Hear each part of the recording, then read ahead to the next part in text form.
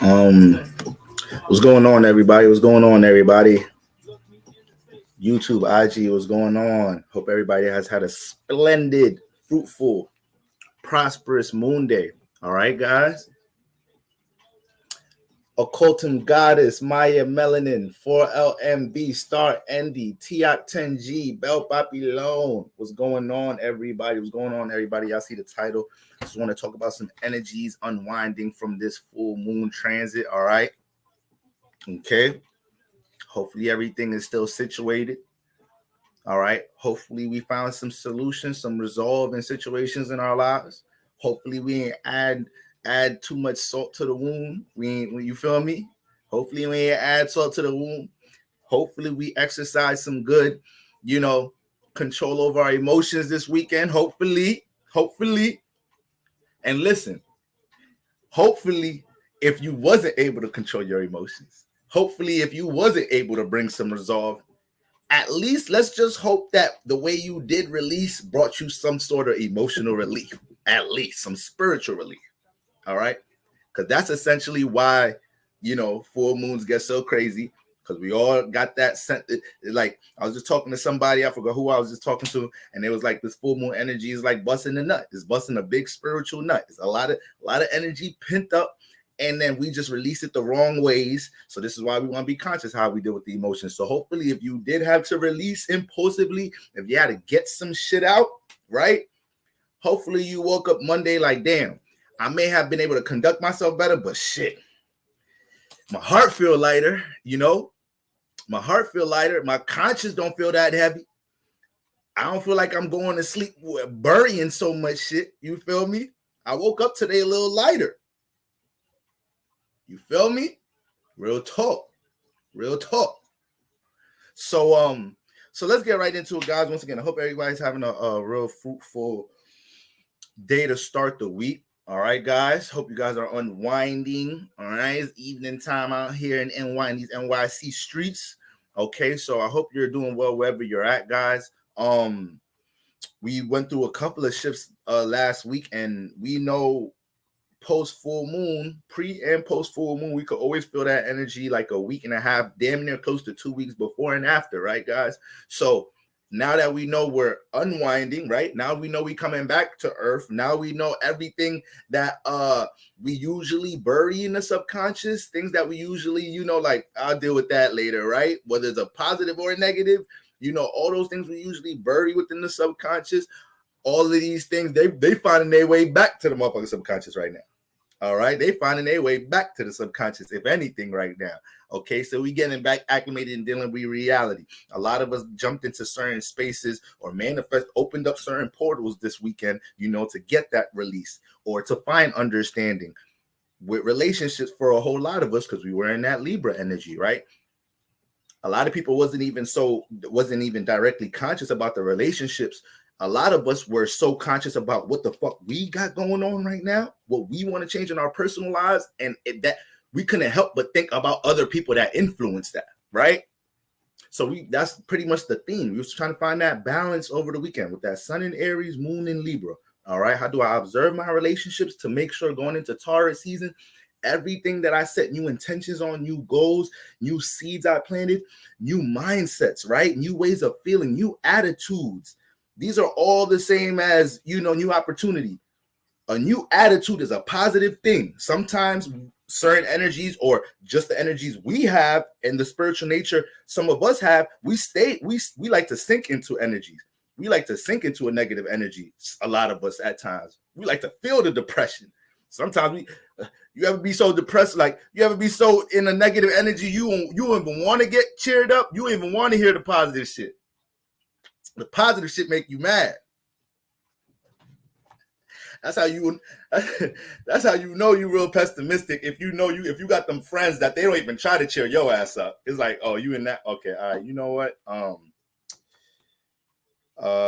I'm about to hop in the shot. I'm gonna just hit you later. I'm gonna let you do your thing. You feel me? I know how you get. That's how you know you real pessimistic. Motherfuckers don't even want to come cheer your ass up, because they know once you in your emotional bag, once you in your feelings, you gonna sit there. You gonna sink into it. All right. And listen, sometimes you got to do that. Sometimes not to stay content throughout your life and just a long ass depressed vibe, but sometimes you gotta step out your body. You gotta feel everything out, step in and out. You feel me? See the vibration you in. Understand how you manifested that vibration. What we gonna do to prevent this vibration? Why does vibe make us feel so low? So sometimes you gotta observe all aspects of things. But you know, for the most part, when it comes into our emotions overall, that may have just been very hard to deal with over the weekend, right? And like I said, new attitudes may have been developed during the Aries season. Yeah, you may have manifested opportunities to do this, that, and the third, right? Maybe you're a fire sign, you naturally manifested some opportunities to have something that you want to put in the light, self-express, have be seen by others. Maybe you brought understanding to yourself how you could build more security and stability in your ways in some type of shape or form. Maybe you got Aries in the earth house. There was new things you understood. You came to realization about with the sun transiting your earth house, your Aries in the second, 6th, 10th house. Maybe there's some new things you stepping into Taurus season, like, oh, my bag finna multiply now, because this new adjustment I'm about to make mentally is about to flip my bread. You feel me? So this new way I'm about to apply myself, assert myself, all that individual motivational, I'm finna get my shit together personally. This was all the energy we were swimming in during Aries season, right? Now, guys, we're making that transition. Let me go ahead and pull up the energies on here on YouTube. So we're making the transition now, guys. So we moving into Taurus season now. The sun is 28 degrees, y'all. 28 degrees. So we officially in the cusp. We officially in the cusp. Now, what is one of the main things we need to understand about Taurus season? We need to move into this season with something in motion. Taurus season can have it's so much momentum to bring into Taurus season when you come in there with something in place, when you come in there with something in motion, when you already have a garden to water. We don't really want to be planting the new seeds, right? We really don't want to be kind of planting the new seeds. We kind of, we had a lot of time, during Aries season to make them new realizations, adjust ourselves, assert ourselves individually, see how to complement ourselves with our individual priorities, goals, aspirations, all of that. Shit, I'm a Libra. So me being the opposite side in the Aries season, I know how much this season pushes you to be an individual. Because just me being a Libra, and probably some air signs could relate, maybe not as much as me because I'm the opposite, but it's like just me being in my natural energies, relating with others, conversation with others, it put me in a position at times like, damn, I'm spending too much time talking to this person, or this conversation went too long, or no wonder this person banged on me, or certain influences will make a Libra think like, yo, I'm being too relatable right now. Like, everybody focusing on themselves. I got to get my own personal shit together. All right. So I know by default how strong of an influence it is to get your shit together from an individual point of view during the season. But now we're moving into Taurus season. Like I said, this is the fixed portion of Aries, of the spring season, guys. We want to roll into Taurus season with something in motion, guys, with something in place. All right. That new attitude, that new diet, that new regiment, right? That new sense of organization in your life, those new relationship ethics you have, right? These are all things that we want to keep in motion. Why? Because when you're able to go into Taurus season, it's fixed earth. If you go into Taurus season with something fixed from an earth-like energy, right? Something that's being built, structured, worked on, stabilized, watered, nurtured. If you go into Taurus season with something like that, the type of results you're gonna have by the end of Taurus season could be crazy, could be very transformative, because that's the influence we're gonna be in. You don't want to be too reckless right now. You don't want to not be pinpointed right now during Taurus season. What house does Taurus come out of? The second house. What is the second house? Our value system. What we value within ourselves, our self-esteem, what we feel like we're good at, the things about ourselves that we feel like we're equipped with, or we know in order to help the world, help others, possibly build some security and stability for ourselves, things that we value in other individuals. All right. You need to know these things. We're all adults here. I should be able to interview you about your value system, and you shouldn't be able to be up in the areas that you should know. I value this. I value that. I value this within myself. I value that. I don't value this. I don't value people that do this. I value people that do this. This should be like this. As an adult, your second house should be structured. You feel me? So going into Taurus season, the things that you value, the things that you're watering, the things that you're nurturing, they could jump to the next level, keeping that concentration during this earthy-like season. All right, guys, it's gonna be a great time for earth placements, right? Just like how this should have been a real fruitful time for fire placements. So all my Sag, Leos, and Aries, I look at y'all as all having a whole new evolved perception of how y'all deal with acting, expressing yourself, how y'all see things, how y'all assert yourself with y'all creative endeavors, and new understandings about how y'all actions affect others, you know, just dwindling off this full moon energy at the end, okay? But you may have even came through realizations being a Sag, Leo, or Aries this Aries season, especially being the Aries, of course, but you may have developed realizations this season that just made you say like, yo, I'm on this type of time, or I'm trying to do this with my life, or I'm trying to express this in my life, or I'm trying to create this in my life. I'm realizing what people be on that type time, what people compliment that, this, that, and the third. And fire signs, they like to, they're pretty detached. So when they make these realizations, these understandings, fire sign will fall back quick. Fire sign really don't have a medium. Either, you know, when they're connected to you, you're going to feel their flame, their heat. You feel me? You're going to feel their intensity. You're going to feel them connected to you. You're going to feel them engaged in the relationship. And when it ain't there, it ain't there. You feel me? They can ghost. Fire sign to ghost your ass too. I be trying to throw that shit on all the air signs and shit. We ghost like a motherfucker too. I ain't gonna lie. Fire signs ghost like all right. But then you got them overly intimate, emotional ones, though. You feel me? I mean, both of them gonna deal with some feelings. Both of them, all of them gonna deal with some feelings. Aries, Leo, and motherfucking Sag. Sag might be the only fire sign that acknowledge they fell away about things. Aries and Leo be trying to act like sometimes they don't feel. You feel me? Leo is real conscious of the persona and their imagery. So sometimes they make it look like everything's all cool, calm, and collective. If they really feel negative about something, they get very passive aggressive. So for a Leo to just come out direct, mad about something, yeah, they don't got no control of their emotions in that point. Because either they're gonna be real passive aggressive, sometimes they're gonna front, you feel me? They're gonna front like everything's all good. It's about the perception. It's about how I'm being seen right now. We're going to deal with how I feel and all that shit later. Aries, you feel me? Aries, when it comes to their perception, they just don't like being perceived as weak. It's Mars energy. So Mars is the warrior. Mars is, runs through everything. Don't got no patience, right? Beat everybody up, take everybody lunch money every day at school, right? But, when it comes to that Mars energy, it don't like being perceived weak. It don't like being perceived as a follower.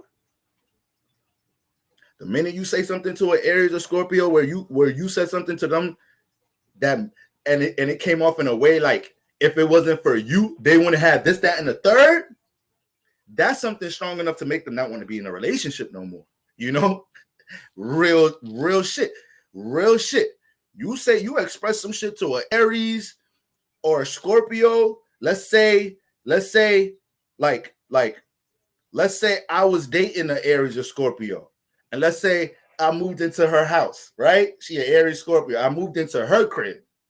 I wasn't big on the moving in thing. She's like, no, come on, let's take the relationship to the next level. Just move in, put your name on the lease. Now, if I move in that crib, you feel me? And one day I say some shit like, you feel me? Like, one day I say some shit like, shit, ever since I moved in this bitch, now I know why you wanted me to move in this motherfucker. You needed some help in this motherfucker. You feel me? You needed help putting some food on the table in this motherfucker. You needed some help or something. This and that. I should have known you wanted me to move in the crib. You just needed some help with the bills for it. It wasn't about the relationship. You was hurting. See, shit like that. Well, even if the Aries or Scorpio was hurting, my black ass gonna be in the streets after that. Their pride is too strong to eat some shit like that. Like it'll be shit like that. Mars will be that Mars energy will have that person subconscious like, oh hell no, now it's over. They didn't just come at us like that. Who needs who?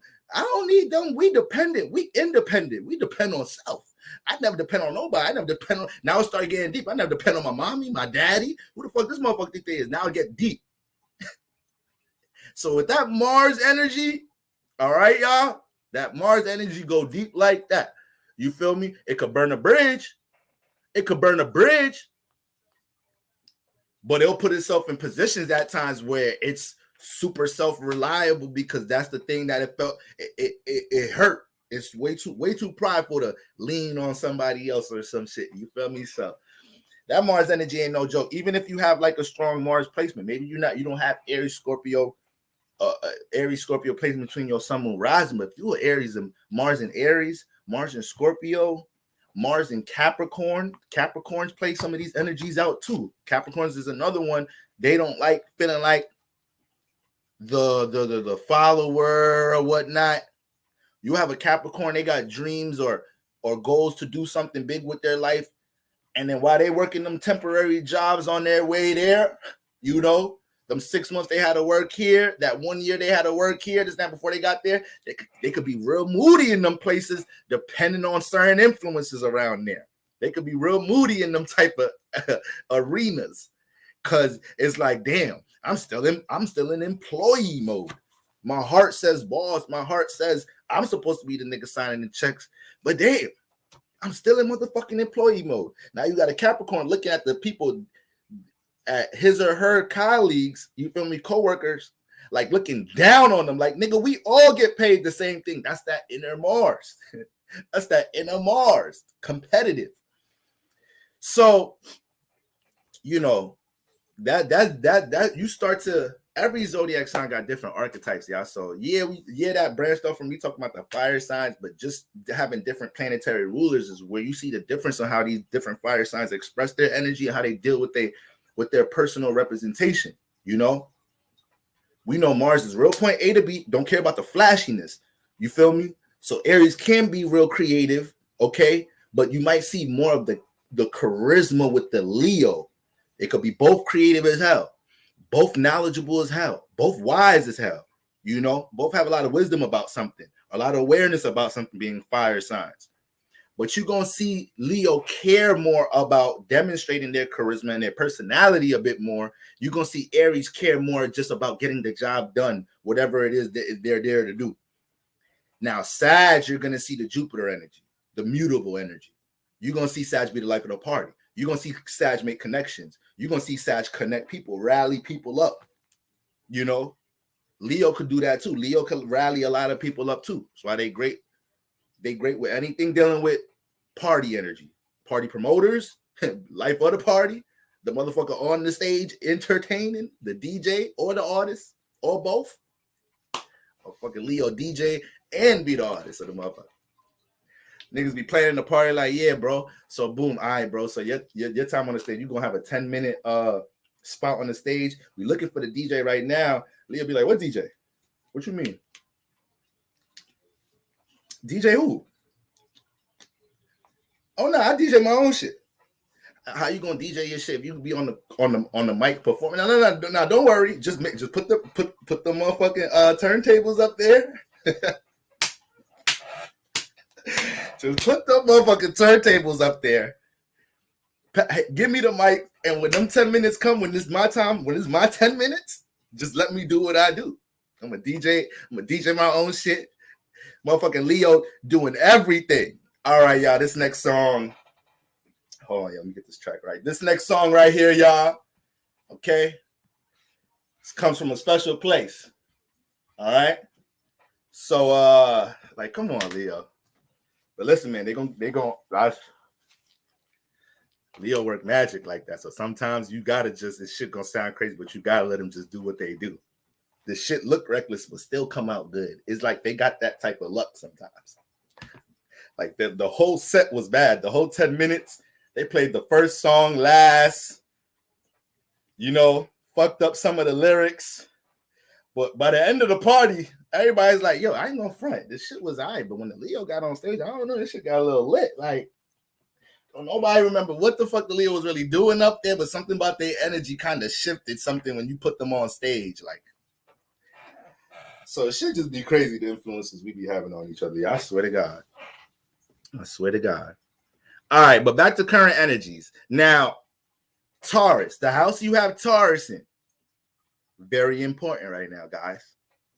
The house you have Taurus in, very important. All right. Now, for one, Uranus has been transiting this house for a couple years now. All right. Mercury entered this house a couple weeks ago.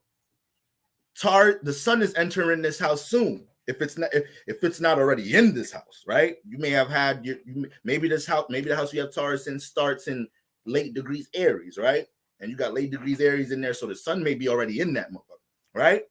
So 3 planets in one house, 3 planets transiting one house. What does this mean? This is about to be a very active house, y'all. This is about to be a very active house. Okay, we got Taurus in the 1st, 5th, 9th house. You're about to go through some changes, new epiphanies, new understandings, new realizations, new game plans, new ways of stabilizing things when it comes to personal aspirations, creative endeavors, things dealing with self-expression, how you observe self-expression from others in your life, things with your belief system, right? These are all things that are going to possibly develop new opportunities to be stabilized. It may be something you're paying attention to from an expression point of view that influences you. Now you got a new idea how to monetize something with your expression.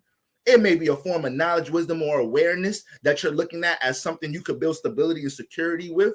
Having Taurus in one of these houses, you're going to do that naturally here, or you're going to be influenced to do that naturally. So if you're a Taurus rising, it could be real natural for you to take things you're personally interested in and see how you could demonstrate that, express it, right, for it to be seen, for something to gain stability for and that. A lot of Taurus in the 1st house individuals, Taurus risings, they're into cosmetics. They do hair. They do makeup. They like dealing with, colors. They like dealing with imagery. Taurus is one of the most creative signs in the Zodiac, ruled by Venus. It's co-ruled by, not co-ruled. The moon is exalted in Taurus. It's birthed out the 2nd house that deal with your values, right? So if you put Taurus in the 1st house deal with the head area, appearance. That's why you'll have a lot of them Taurus come out. Taurus rising dealing with cosmetics, dealing with hair. They take a lot of the times they're able to take their value system early in life and bring some momentum with that shit before they get into their adult life. Before they even get into their adult life, Now Taurus struggles a little bit in the 1st house because the 1st house is an expression house. So when Taurus gets into an expression house, the 1st, 5th, or 9th house, sometimes in those houses, it can restrict how it expresses itself because Taurus likes to move gradually. It likes to move calm, and with that being said, it could be hesitant. So even in the house that we have Taurus in, we may be steady in that house. We may be practical in that house or influenced to be practical with how we build things and detect what we value in that house, right? But at the same time, we could be hesitant. We could be a little slow. Taurus could be motherfucking slow. Taurus could be slow as shit. It's going to be steady, efficient. You feel me? But sometimes other signs be like, come on, Taurus. Come on. You got to go. You feel me? So those be the signs like Leo. Leo go get around the Taurus and be like, this motherfucker take forever.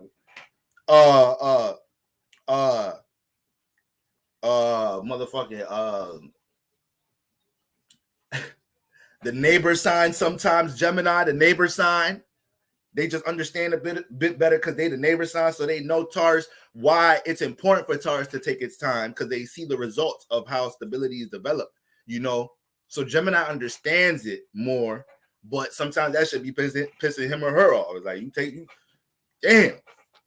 I mean, I understand the shit gonna come with a strong foundation, but like sometimes I think quicker than that. Sometimes, you feel me?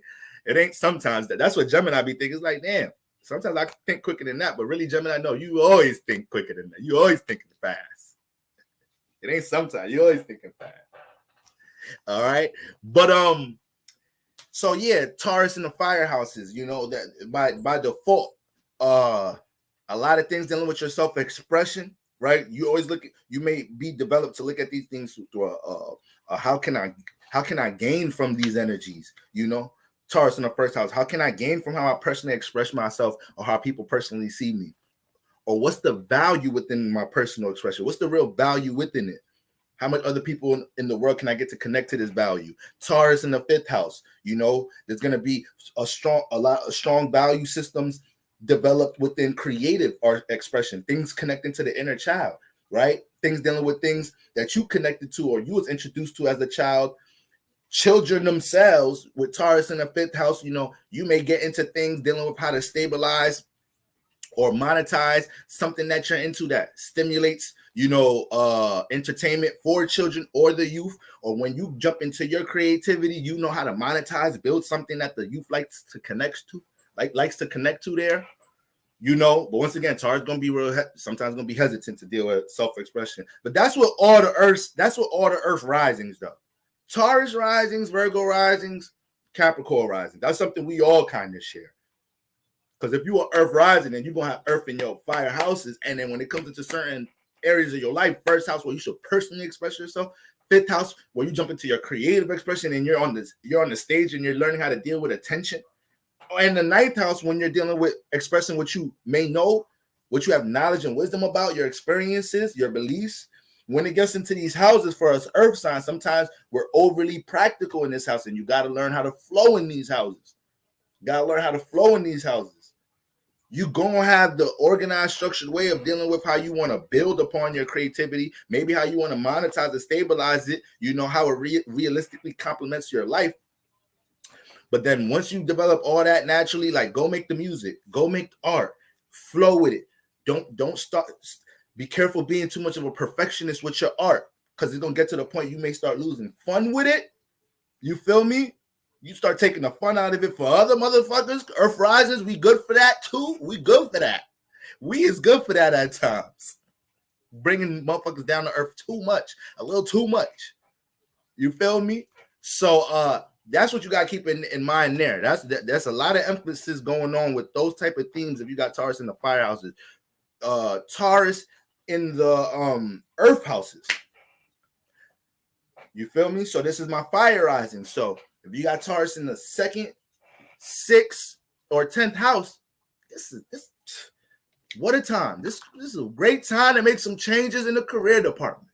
This is a great time to make a transition, readjust things, moving into you know, how you deal with building security and stability. And guess what? Not only has Uranus been shifting things these past 2-3 years for you in these houses, trying to influence you to invest. That's why you've been going through a lot of transformation, fire risings in career the past 2-3 years, because you got Uranus transiting an earth house, whether it's your second, sixth, or 10th house. And the type of transformation Uranus has been influencing here is trying to transform us to be more self-sufficient in this bitch. That's what Taurus been screaming. That's what Uranus and Taurus been screaming the last 2-3 years. This is why people making so many sacrifices, transitions, impulsive moves, taking leaps of faith, right? In order to support being in a position where they depend on themselves when it comes to stability and security. Taurus energy, the physical realm, material possessions, monetary gains. Uranus came in that bitch 3 years ago and said, listen, we finna shake shit up. It was age of Aquarius. This was the top of motherfucking when thing started. You feel me? Pandemic started. Literally. So even if we look at Earth placements around that time, they started mentioning this shit. We had Uranus and Taurus. We had Mars, Pluto, and Capricorn. So the physical realm was going through a bunch of transformations. But at the same time, as we were going through transformations, a lot of individuals within that midst were realizing, like, oh shit, the world's changing. This is my time to jump. This is my time to take a leap of faith. There's enough examples with a lot of other people individually supporting themselves. There's a lot of people I'm seeing taking risks, trying to gain power for how they gain security and stability. I'm seeing so much transformation influencing us to let us know ain't nothing secure. It don't matter how long you work somewhere, they'll replace your monkey ass. You feel me? That's all Uranus in Taurus these past 2-3 years. You going through especially if you got Earth placements, especially if you got Taurus placements. If you got Earth placements, Taurus placements, you got a sun or moon in what sextiles Taurus? You got a sun and moon in Cancer, or yeah, in Cancer, or motherfucking the fuck Taurus, Gemini. Oh, but Cancer or Pisces. Excuse me. Let's say you got the sun and moon in Cancer and Pisces. That means Uranus been, touching your sun and moon in one of these signs. So these past 2-3 years, you've been influenced to get out your emotions and use your creativity to change some, to transmute, to shift some energy. You feel me? So yeah, Uranus is intense like that. And when we look at the outer planets, Uranus, Pluto, we know they stay in a certain energy of space longer than the inner planets, right? So if they're gonna be there longer, that means through the course of time, we can expect major changes, not small, major changes. You might have Mercury transit your house for a month. You might have Venus transit your house for 2 months or something, and might not see major changes. Oh, you're going to see some major changes when it comes to the house you got Pluto transiting in right now, aka your Capricorn house. But these changes is over 5 years. These changes is a college experience, These changes is, so this is when we look back 2 years and we're like, damn, 2 years moved like that, but I can still see so much gaps and opportunity to do so many things, even though the time went like that. Yeah, that's how we can access Uranus and Pluto to build transformation. So overall, right now, if you got Taurus in the Earth house, understand that's what Uranus been doing. Uranus been in that second house trying to get you to understand. It don't care. It don't matter if nobody else believe in what you believe in. As far as if you feel like you value something within yourself, that's all the confirmation we need. And you need to be able to push that out without not giving a fuck. Remember, Uranus has big I don't give a fuck energy. Uranus don't care. Uranus don't care. Shit, we can say it's type selfish, if anything, kinda in a way. Because it wants to gain power. It's opposing, so it doesn't care about aligning with others, right? So if you got Taurus in the second house, aka you are Aries rising, this is why these past 2-3 years, you could have been making great money. You could be making great money right now. You could be working the career you've been wanting to work since young, right now, Aries rising. But with Uranus transit in that second house, there's a lot of influences these past 2-3 years. You're like, damn. Is there a way I could support for myself, though? Is there a way I could gain more power in the second house using what I know I have? You feel me? Can I become more self-sufficient here? You got Taurus in the sixth house. This would be my Sag risings. Sag should be my Sag risings. Yeah. So if you got Taurus in the sixth house, you a Sag rising. These past 2-3 years, career and how you make money has been probably unstable as shit, depending on how your sixth house been looking from your routine. So it's almost like Uranus been transiting this house trying to let you know, the more you set an intention on what you want your routine to be to gain power over career, the more we're going to manifest that. Now, the more you don't set an intention here, Sagittarius rises, Taurus in the sixth house, the more you don't set an intention as to what schedule we're going to cultivate so we can meet certain goals, the more you don't emphasize that while Uranus is transiting here, the more reckless and chaotic we're going to make this house. The more pressure we're going to put in the workplace.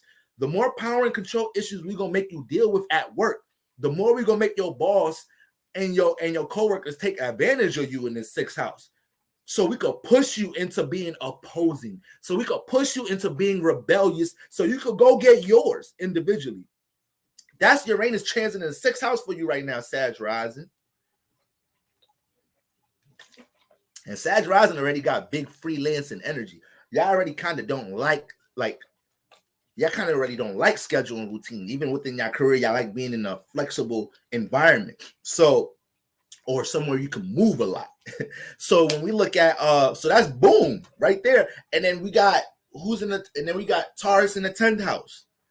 Taurus in the 10th house. You feel me? So that's my Leo risings. I might be wrong on that. Yeah, I'm bugging. Taurus is the fixed spring sign. Leo, summer fucking fixed sign. So Leo's the fixed portion of the summertime. So when we get into, so for my Leo risings, you got Taurus in the 10th house, Leo risings. The past 2-3 years, Uranus has been in this house. Like, listen, you know a lot of people. You have a loud, vivid personality, or there's things within your personality that gravitates a lot of light attention, whether you realize it or not. Leo rising, because sometimes y'all don't be realizing that. You feel me? Y'all don't. And when it comes into Taurus in the 10th house, Taurus in this house, Leo rising, you got to get practical. You got to get strategical about how you use some of that Leo energy in the first house. That's what we all figuring out in our charts. We got the first house and we got the 10th house. It don't matter what signs you got here. It don't matter what your rising sign is. All of us are trying to figure out how to make our first house complement the 10th house. So within our personality and our personal issues and how we personally express ourselves, when it gets into the 10th house, social status, how the world sees us, career aspirations, we're like, damn, how do we assert some of our personality in this house? How do we take what we know, how we're known, right, and personally express that some more? We trying to make them two houses complement each other, but that's not the easiest thing to do in the world. Align your personal issues with career pursuits. Sometimes we got a lot of shit going on in our personal life, and then we realize once we start trying to work on something, we like, damn, it takes this much time and energy to work on this in the first place. This is why I'm so big on concentration and focus, because the imagination is fucking powerful. We powerful as shit as spirits. Your imagination and your mind is so powerful that it won't put a limit on anything that you perceive, right? And when you tell your subconscious something, it only believes that. Now, the fact that our minds and our imagination is this powerful could create such an Achilles heel in life, because we get stuck in this imagination. We get stuck thinking there's always a time to tap into potential. We get stuck thinking, as long as you could think and see it, believe it, you could shift it, until it gets so much time add up. It's like, damn, how much energy we put into that shit.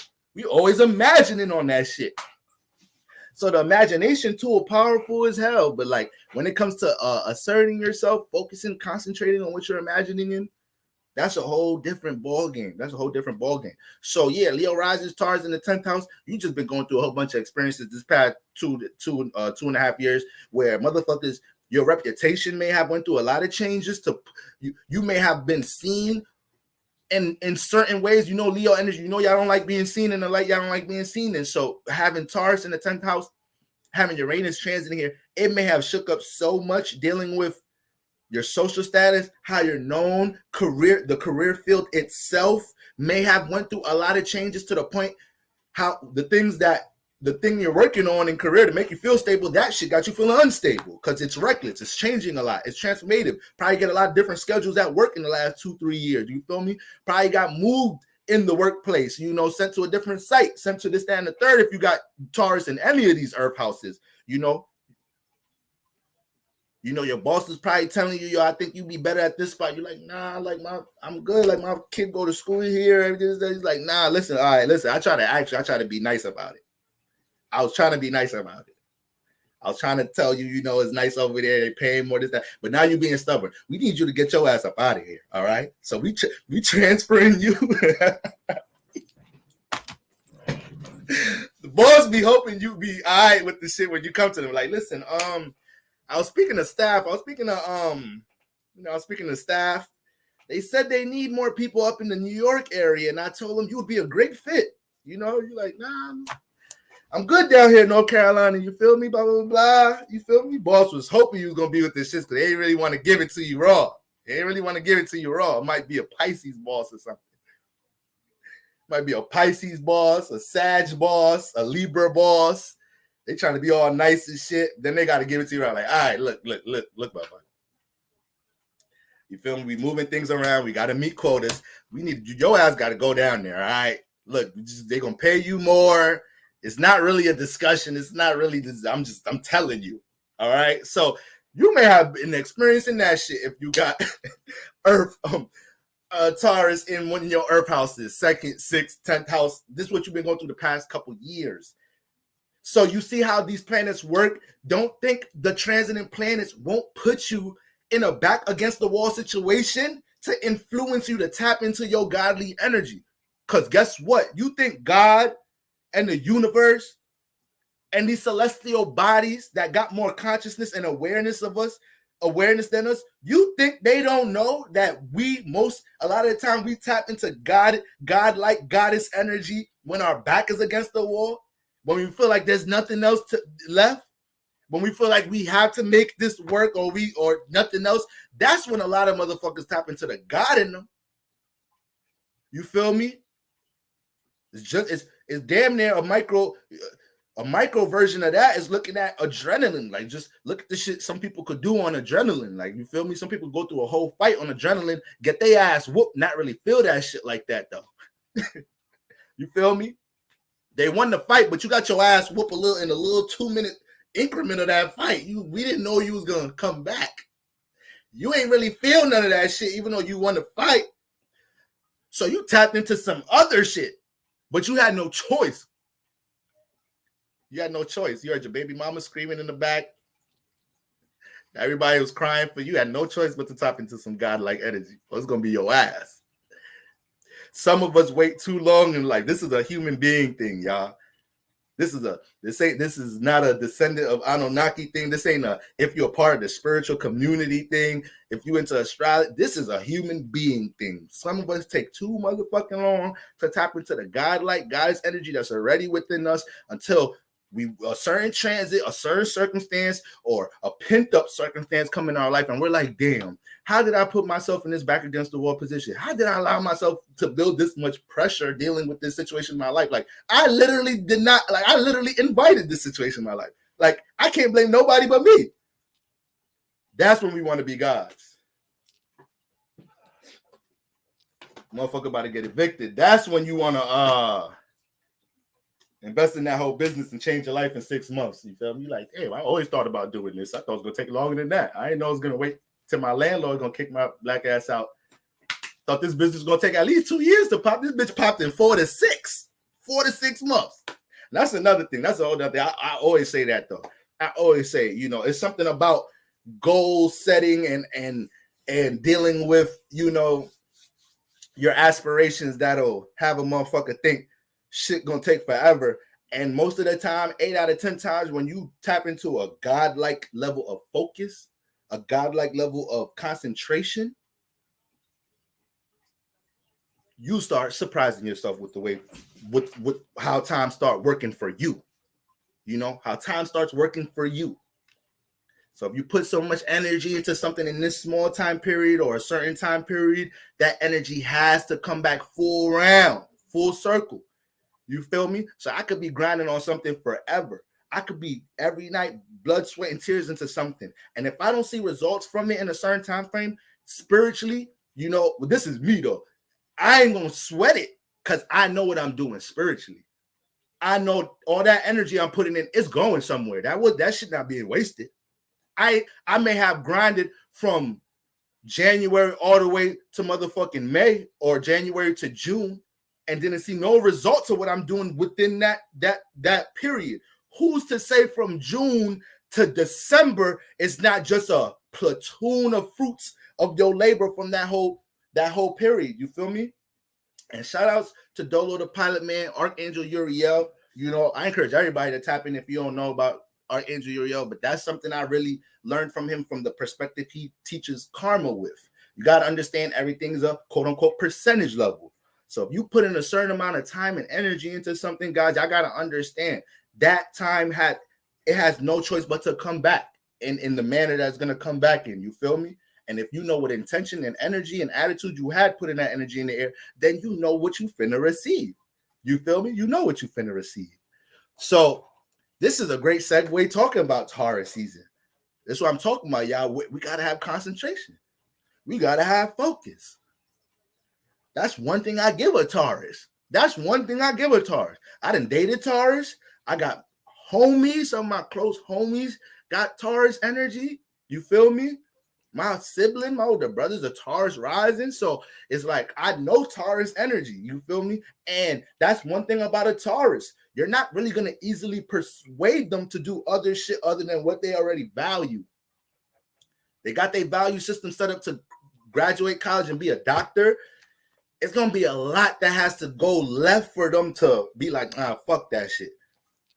If it's not them manifesting a new type of value, if it ain't that, I don't really know what's going to take them off of that path. You know, that's Taurus energy, the value system, Venus, self-esteem, right? The physical realm. So it has a lot to do with what you want to experience in the physical realm. So the way Taurus work, their work ethic, a lot of it is supported because they want to experience a certain physical experience. It ain't just to work their ass off. And because they got Venus energy with it, they want other people to experience it. So they'll work their ass off, you know, to make sure they get their partner that gift. Because in their head, they feel like their partner needs to experience this in the physical realm, needs to experience this type of physical possession. You feel me? Shit like that. If you know a Taurus, dated Taurus, got Taurus wife, husband, and you know the vibes, you know how they go about giving, you know their nature, right? But that's where the archetype develops from, though. You know. Now, let's aphrodisiac. Listen, I'm a Libra, a whole Libra stellium. If I don't got ADHD, I don't know who you feel me, who do. I got ADHD like a mug. All right. But I am, you know, I can personally say I've manifested some of the greatest things in my life through concentration. You know, I'm at this point in my life to say I've had those time frames or experiences or examples I can point to look as an example to myself or others. Like, look what focus and concentration can do for you. I ain't the best with it. I struggle with it, but look at the example. And we kind of all have that. We kind of all have that, you know. We kind of all have that situation in some type of shape or form. Life done put our back against the wall. You don't remember that situation. You don't remember when you was crying to God. Your boogers was running in your mouth and everything. You couldn't get a sentence out because you don't remember that shit. You don't remember that time you was 8, 9, 10 years old. Not even that young, or the time you was 12, 13, 14. You got into some whole other shit. You ain't know how you was going to get out that shit. You don't remember that time. As soon as your ass was good to go, you back on demon time. Back on demon time. You ain't learned nothing. What's your moon and rising Capricorn? So that's Taurus in the where we was at. Taurus in the earth houses, y'all. My fire rising. I need y'all to understand that. Like, that's what Uranus been doing in that Taurus house. You know, Uranus will push us into some shit so we could turn into some shit and gain power over our shit. Now, and the last one, Taurus in the air houses. Taurus in the air houses. Who's this? This is my air risings. All right. So Taurus in the air houses. Wait, is this my air rising? Yeah, Gemini rising. No, this is not my air risings. I'm bugging out. This is, if Taurus is in the third house. You from the Taurus is in the third house, then we got Pisces in the first. So this is my water risings. It's my water risings. So water risings, I got the in some type of shape or form, water risings, Pisces, Scorpio, Cancer rising, some type of shape or form. These past 2.5 years, you've been going through a lot of transformation and power and control issues when it comes to your relationships. Maybe it's the third house, your familiar surroundings. If you got Taurus in there, if you're a Pisces rising, I would not be surprised if you wait, am I right? Pisces, Aries, Taurus. Yeah. So I really wouldn't be surprised if you moved in the past 2 years, something unexpected happened in your surroundings that changed your surroundings, or you've been dealing with any pressure or back against the wall situation, or just strong influences, especially power and control issues, pushing you to deal with having to get your own third house. Maybe you sharing your third house. Maybe you got roommates. Maybe you live with your peoples. Uranus in that third house may have, every time your individuality wasn't respected, heard, felt, appreciated, or whatnot in the third house, it may have caused a big transformation here. Okay, so that's Pisces ascendants. Now, Taurus in the 7th house, Scorpio risings. Now, Scorpio risings, you got Uranus has been transiting your 7th house. Back to Pisces risings, these past 2.5 years also been showing you what it's in your some familiar surroundings, because you got Taurus here. So we still got to deal with stability and security. So with Taurus in your 3rd house, you like to look at your 3rd house as something you could use as a foundation, security, stability. So you may always keep siblings around, keep siblings within business ideas, or always circulating things about money with close friends, siblings, may have group chats, may like do things. You may like to deal with a lot of collaborative efforts when it comes to making money stability. Now, if you got Taurus Uranus here, Pisces rising, these past 2.5 years, that circle, them circles and relationships there may have went through a lot of transformation. It may have been people that was taking a lot, or people that was unreliable. You had to make a decision to readjust how you deal with that relationship or that individual. Among the 3rd house transformation, the changes, the moves and shit. So motherfucking Taurus in the 7th house, Scorpio risings. So this past 2.5 years, and shit, a lot of y'all been having y'all first heartbreak in life past 2 years. Scorpio rises, you know, having your first heartbreak, your first transformation in a relationship that you didn't have no control of, and you didn't know where the fuck the shit was going. Right? Yup. Shit. A lot of that heartbreak may have dealt with you being taken advantage of, and then Uranus started pushing you into a situation where it's like, oh, you see Scorpio rising? You see what happens when you see what happens when we come into the relationship a little bit too individually focused. We actually lose sight of compromise. We actually lose sight, you know, of what's being balanced. We actually lose sight. We too invested in our own personal intentions in a way. And we're forgetting how to cooperate and build, because Taurus in the 7th house has to learn, Scorpio rising has to learn how to cooperate. Venus has to learn how to cooperate, build, practical communication. You feel me? So yeah, you might attract partners that's a little too practical. They most likely they're gonna be resourceful, stable. That's why a lot of Scorpio rises. I be trying to be a little bit more PG rated, but that's why a lot of Scorpio rising, Scorpio placements be into the pimp game, or they into the OnlyFans game, or they into sex work. You got Scorpio in the 1st house, then you got Taurus in the 7th house. So they start seeing opportunities for stability or to build security in the 7th house. They may like to strip, you feel me? Their partner, somebody they mess with, introduces them into the pimp hole game, introduce them into stripping, introduce them to sex work, or they just simply get into situations, Scorpio rises, where, you know, They building something in their 1st house. They trying to cultivate something. There's something they got a strong aspiration or they go oriented for in the 1st house. And then, you know, Scorpio deal with shared value. So when you put Taurus in the 7th house, when you attract partners that's stable or resourceful, now you got to be careful on how you start taking advantage of that your damn self. So yes, so with all that being said, imagine all the transformations Scorpio risings could just, the potential for transformation with Uranus transit in the 7th house, just knowing what Taurus, what that axis is doing in the 1st and 7th house. I be saying, like, to me, that's like one of the most intriguing things for me to study in the Zodiac, looking at the water rising relationship, the water earth in the 1st and 7th houses, you know. To me, it's just intriguing to see one area, somebody emotionally unreserved like a motherfucker, super practical, but then they got a part of their life where they can't help but deal with relationships that tap them into the subconscious. You got to learn how to deal with that side, you know. I'm a Capricorn rising, so a lot of my relationships have done that, you know. A lot of my relationships, I stepped into them thinking I got the upper hand, or I just have a practical way of looking at the relationship to the point is like, you know, not to look at a person like a material, but it's just like, it's like an earth sign thing. It's just like, we look at everything like a transaction, like a container, like a thing. Sometimes we process things like that. So we do that with our relationships. We start looking at our relationships like, okay, how do we practically work on it, structure it? How does it affect my reality? Like, we process it as practical as fuck. So, you know, Cancer in the 7th house, Man, listen, I done dealt with situations. I thought I ain't had no emotions. Yeah, all right. Not with a Cancer 7th house. Not with a goddamn Cancer 7th house. Somebody gonna make your ass fill in that mug. I thought I had some water in here. Somebody gonna make you feel in that bitch.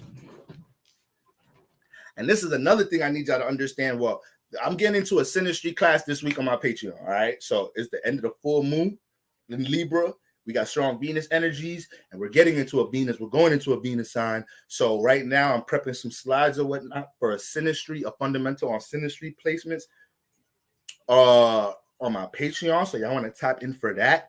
Okay, I'm most likely probably gonna post the class on my site so you to be purchased if you're not a part of my Patreon. But that's another thing you need to understand about Synastry too. A lot of y'all be like, damn, I can't stand Aries, I can't stand Cancers, I can't stand Geminis.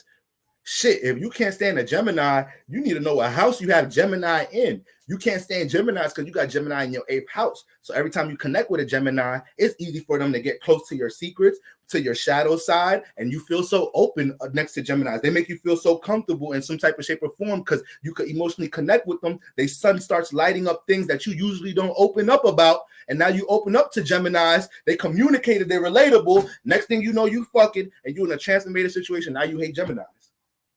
No, you got Gemini in the 8th house. You need to know when you deal with Geminis, their sun is falling in there. You need to know when, you feel me, somebody says that, yeah, I got a stellium here. Damn, this person got 4 planets falling into my 4th house. Oh shit. This motherfucker, it don't matter how it looks. It don't matter how it looks right now, who or how I think I deal with the emotions. This person has 4 planets falling into my 4th house. They're going to have a lot of access to my emotions. There's going to be times I feel mad comfortable around them and I lose my guard on how much I open up. You know, this motherfucker might be on the phone with my mom a little too quick. And usually my mom don't like motherfuckers. My mom like this motherfucker right here. So you gotta know how to notice. Those are some of the most important things to understand. You don't like a sign, or you just notice you deal with a certain energy or certain experiences when you deal with a certain sign. Yeah, that sign triggers a house for you, especially if you don't have planets in that house. So back to somebody that don't like Geminis and they got Gemini in their 8th house. If you don't got no planets in that 8th house, they're gonna run free there. You know, remember, y'all, when you look at, you came down here, yo, I didn't even really get into no energies or nothing. Like, we just really talking about just the full moon understanding. But this is good to understand how to prep ourselves for Taurus and shit, you know. But I'm just saying this because the timer is coming on IG right now. But you know, when it comes to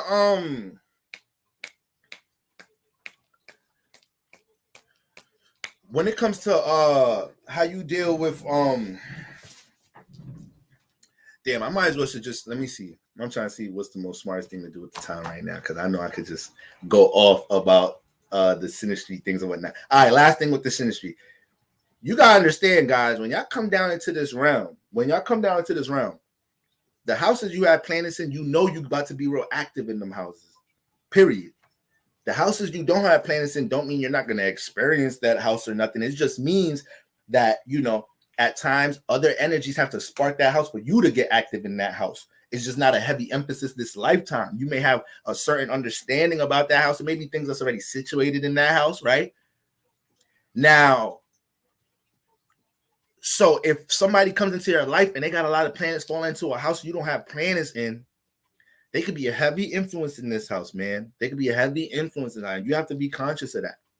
You have to be conscious of that. Does that mean the energy transfer? Yeah, I don't know what that's replying to. But all right, IG, I love y'all. We're gonna just wrap this up on YouTube, man.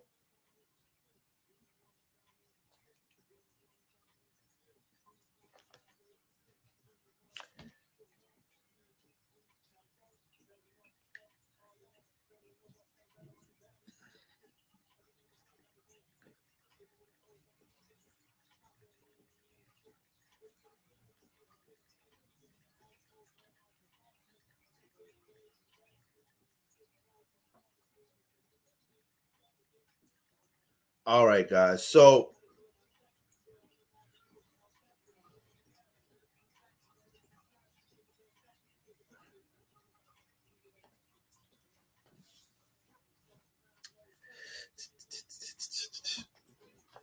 damn, I feel bad. I feel like I can't leave IG out today. We're gonna jump back on IG today. It's Moon Day. It's Moon Day. Hold on, I'll be right back, y'all. I need to grab some agua. Let me go ahead and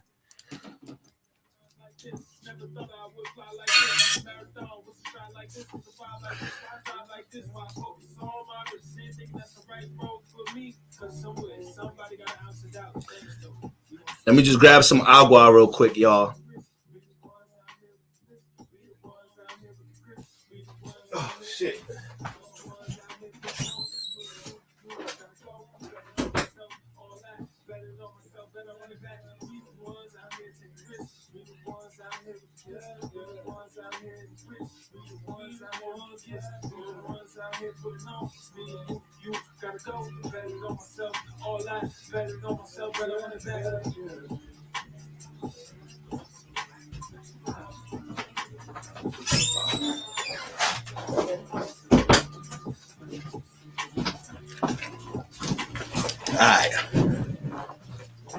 All right.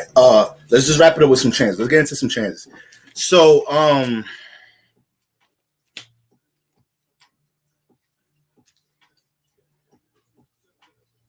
right. So, boom.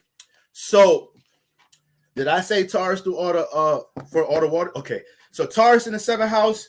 A lot of Scorpio risers. I already know you've been going through your first craziest breakups, relationship transformations, and breakthroughs in power and control issues in the past 2.5 years. Once again, you probably had your first real heartbreak or transformative situation in your relationship with Taurus transiting your 7th house. So what has this been teaching us, Scorpio rising? This has been teaching y'all to make sure you don't, forget some individual principles in the 7th house. And you already a real individual type of sign being a Scorpio rising, Mars ruling the 1st house, but Uranus in the 7th house, you're going to go through a lot of transformation, power, and control issues wherever Uranus is at, period. And a lot of this may have came about because the wrong things might have binded you with somebody, may have developed from a lustful ass connection or something, lack of understanding. Then Uranus started highlighting what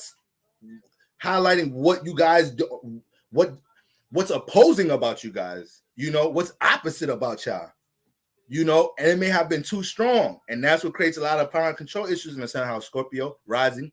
So Scorpio rising, you got to understand it's like you can't really be settling in your relationships because it'll pin up a lot here, things will get pinned up and take all different type of take a different course. Like Venus ruled 7th house.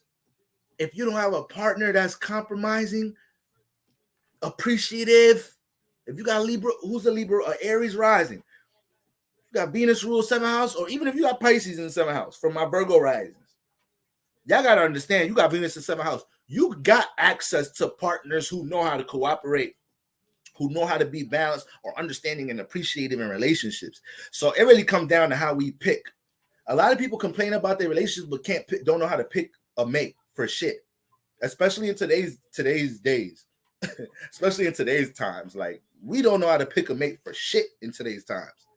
You'll just fuck with anybody in today's times because there's too much access. We got way too much fucking access. People are just a DM away, So once again, y'all gotta know how to fast on shit, man.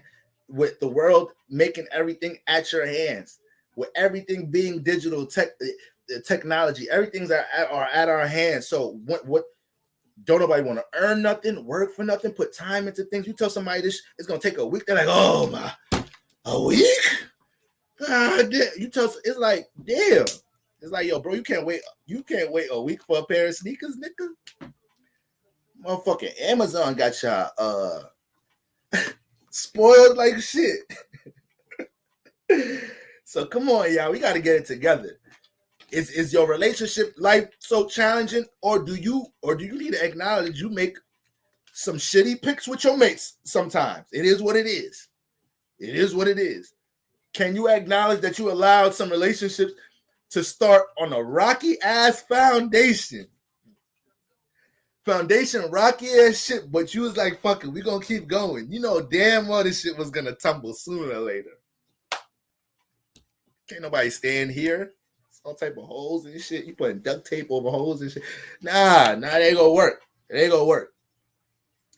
But humans crave affection, so sometimes what I just said goes in one ear and out the other. Y'all just want to be loved. Y'all just want to feel love. We just want to feel love. We just want to feel connected.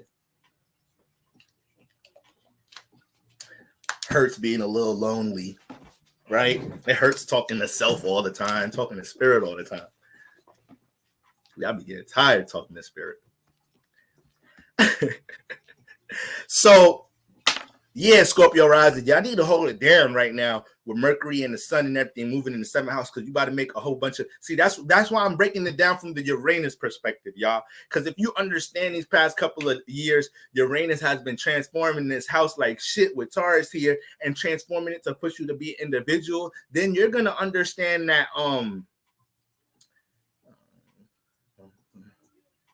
Then you're going to understand with Mercury coming into this house why you've been developing certain ideas you've been developing lately to support what you've learned from transformation these past 2.5 years, to support what you've learned through power control issues you've been going through in this house, to support the new things you've learned on how to build and stabilize this house. Yeah, Mercury's clicking like shit right now that is in this house. And now the sun is entering. So it's going to bring all the vitality we need to take the action and keep things in motion the way we want to build and work on things in this house, whether it's relationship oriented, whether it's dealing with your self-expression, personal aspirations, creative endeavors, and things that influence your awareness in life, whether it's dealing with your water houses, your subconscious houses. Who I didn't say something about Cancer rising, Taurus in the no, not Cancer rising. Who got Taurus in the no, I went through the Taurus in the 10th house. Taurus in the 12th house. Taurus in the 12th house. It's my Gemini risings. So Gemini, yeah, air rising. So no, wait. The 11th and the 12th house. Whoever the 11th, 12th house, because I was trying to go in elements in order. Taurus in the 11th house. This is the relationships. This is the type of relationships that Uranus has been transforming the past 2.5 years. Your associates, people in the workplace, people you've networked with. You probably went through a lot of transformative situations or potential power and control issues, dealing with, people from a collaborative effort or from a workplace perspective, or somebody you was building with, networking with in some type of shape or form. You may have went through some power and control issues with their ass 2.5 years. But guess what? Uranus actually loved this house. It's home here. So this is my Gemini and Taurus in the 11th, Gemini in the 12th. It's my Cancer risings, right? So if you got Gemini, Taurus in that 11th house, Cancer risings, you feel me? Uranus love being there because Uranus gets to take its uniqueness how its ability to change and transform. It pushes that all out into the 11th house. It pushes all of that out into the world, into the public environment, for other people to see.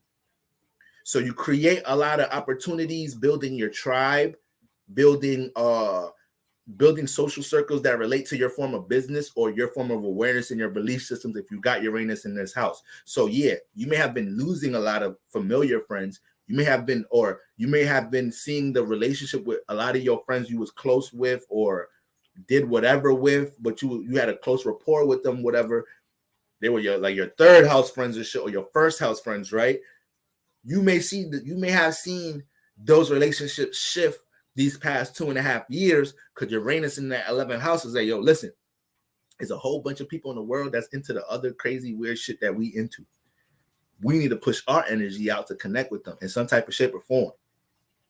So Uranus starts influencing all type of things in the 11th house, starts influencing you to take things that you're individual with and connect it out into the world. Use technology, social media in new different ways, right? Join new communities that relate to things with your energy. Uranus might just attract certain people out the blue because the 11th house is the what? the unknown. So if you got a lot of planets in the 11th house, you be dealing with a lot of strangers at times. You may get approached by a lot of strangers. A lot of people feel comfortable just coming up to you. Yeah, the 11th house, you pretty, that's what happens there when you got a lot of planets in the 11th house. You feel me? People with Saturn and Uranus in this house, they know how to deal with the unknown a lot of the time, because those are the planets that are home there. So you could put these people in environments, Saturn, Uranus in the 11th house. You could put these people in environments outside in the unknown area, and their Saturn energy will kick in. So they'll know what to restrict and how to be realistic dealing with that unknown area. Then you put Uranus in there, you know, Uranus is going to be individual. So it don't matter the environment they're in. They're going to find a way to conduct themselves as an individual, and they're just going to attract their like energy in that environment. So Saturn and Uranus in the 11th house, I fucks with them placements. Them shits is strong right there. I personally love Saturn in any air house. I love Saturn in any air house. You feel me? I got Saturn in the first house. I hate that shit. I can't stand that shit at times, you know? It's a bitch. It's a struggle, you know? But Saturn in them air houses, y'all be getting busy. You know, a lot of times y'all don't need my relationship advice. Y'all gonna put a motherfucker, y'all gonna know how to restrict some shit in that house. A lot of the times, it be situations y'all can't even get into that's toxic. Sometimes Saturn in the air houses can't even start the toxic relationship because Saturn be adding so much resistance towards connecting to that individual. So a motherfucker be toxic and shit, you be intrigued by them. But for some reason, Saturn in the air house is like you got to put in so much work and so much resistance to connecting to this person. They work a lot, you work a lot, and then that shit ended up fading away. But you ain't know the whole time that was the most toxic relationship. That was gonna be the most toxic relationship you experienced in the last 15 bodies you've been in. You ain't know Saturn and Uranus was looking out like that in that air house. Saturn in the air house. Saturn can have some big cons in the third house, though. I mean, Saturn gonna be a bitch everywhere. Let's get that twisted. Even in the places it likes to be, it's gonna be a bitch everywhere. Life is a bitch. Saturn is the reason we say that shit down here. All right. If Saturn wasn't a part of that solar system, we wouldn't know that. That shit would have never been developed. So Saturn in the third house could be tough because it could be a lot of things in your early childhood that you get restricted from. So that shit could be tough, right? Saturn in the third house, motherfuckers go to this party. You in 5th grade, 6th grade, everybody going to this birthday party this weekend. You don't get to go. Your parents strict as hell. You and your siblings got to work the family business. Y'all got chores. Y'all got responsibilities. You looking out after you taking care of your siblings at a young age. You always got some shit going on at home. You always got some shit going on with your family, some shit going on that you can't, you got some other activity going on. It's like, damn, why can't I be a part of my motherfucking third house? Why I can't chill with my friends? Damn, why I only see my friends in school? This shit weak as hell. I hate coming to school Monday and these niggas always talking about what the fuck they did in the weekend. And niggas talking about how was the family business. I hate that shit. I hate working at the pizza shop, man. Like, that's why motherfuckers be don't be smiling on my block when I go order pizza. Now I put it together. They got the little high school kid trying to enjoy life. You got Saturn in the third house. Little nigga want to go have fun. You got him in there selling pizza. Damn. Let this little boy go have fun, man. It. Motherfucker, like, what you want, man? 2 slices, yo. Your black ass come here every day. 2 slices, yo. Two. Y'all know the order. Y'all know this nigga. Yeah. Anyways, next. Little rude ass kid. That's that Saturn in the third house. Saturn took away all your motherfucking childhood fun. Now your ass done got Saturn in the third house. Now you communicating all realistic and practical. Y'all know the third house deal with communication. So any planets you got in there, it's gonna start influencing your communication method. That's Saturn in the third house. They deal with so much reality in the third house. They deal with some restrictions sometimes to the point, so much seriousness to the point. It's like that's how they start communicating with people. They don't got time to play with you, waste with you. They don't got time for people. Since I was a kid, I ain't have time for people. I dare say I ain't got time for people now. Shit. You feel me? So listen, man, this should go deeper than rap. But Saturn in the motherfucking 7th, Saturn in the 7th, Saturn in the 11th, powerful. Very powerful. Very powerful. Very powerful. You know, you'll manifest situations that save you before you get into it, because you're going to have a strong intuition of what to reject, restrict, what not to dive into, tap into from a relationship perspective, group business perspective. You will pick the right team. You will pick you will have discernment with picking your partner. Saturn in the 7th house has discernment picking their partner. Why? Because Saturn don't got time to waste. So this is why I love it in the 7th house, because these people are not going to really waste their time with people. So if I deal with them, I know you ain't wasting your time with me. I ain't even talking about on an intimate level. If we doing business, we got something to do. I know you about your time. You feel me? I know you don't like other people wasting your time, Saturn in the 7th house. You know? Saturn in the 7th house don't need somebody to tell them, yo, they ain't playing you. Cut them off. You better than that. This not Saturn in the 7th house. 9 out of 10 times, they did. Hell no. That's kind of rare there. They'll start looking at all things in reality above the relationship. The sex could be great. That shit ain't gonna keep me in a relationship. Like, you get sex anywhere, this, that, and the third. Like, but these other components is missing, and that's affecting my reality a little bit too much. Saturn in the 7th house. Sorry. Saturn just know how to organize, navigate relationships here. You know, is exalted here. You know, so you won't allow certain people to waste your time. And then when you deal with certain individuals, you're going to build, and you're going to have discernment with picking partners or just people you connect with in life. So yeah, if you know somebody with Saturn in the 7th house and you know they look like they're not a people's person, they ain't really a people's person. They're real sensitive to people wasting their time. They may carry that a little bit. And then Saturn in the I already broke down Saturn in the 11th house. Yeah, powerful there. You know, Saturn and know how to. I broke down Uranus in there. Saturn know how to restrict in that house. You know, Saturn know how to restrict here. It's home. So if you're dealing with the unknown, if you're dealing with strangers, if you're dealing with the outside world, people you don't know, Saturn's powerful here. You don't walk out into the world naive. You know, you don't just do business with anybody. You don't let anybody just swindle you. Hey kid, I heard you perform over there. Yeah. You need a manager. You don't just let anybody swindle you. Saturn in the 11th house. Nigga, I don't know you. I don't know you. What's your status? Like, what we building? What we exchanging? What you wasting my time talking, communicating for me right now, and I don't know you. You got 10 more seconds to hurry up, because now you really wasting my time and you still ain't say shit yet. I still don't know who you are. Saturn in the 11th house. Saturn in the 11th house. You feel me? Your parents ain't have to tell you don't be talking to strangers. Your ass knew that shit. You knew that. You got Saturn up. You knew by default. If I don't know a motherfucker, we ain't making money together. They don't know my first name. They don't know my man. They don't know my mammy. They don't know my daddy. It's quiet. You feel me? So that Saturn, Uranus in the air house is just strong. So that's what's going on. Taurus in the 11th house, and then Taurus in the 12th house. My Gemini risings, right? Taurus in the 12th house. These past 2.5 years, we're going through a lot of transformation when it comes to how you deal with your subconscious, how you deal with supporting and valuing the things that make your subconscious feel more healthy, how you deal with your emotional well-being. A lot of things, you're going through a lot of transformations with your belief system. Shit, going through a lot of changes with your belief system.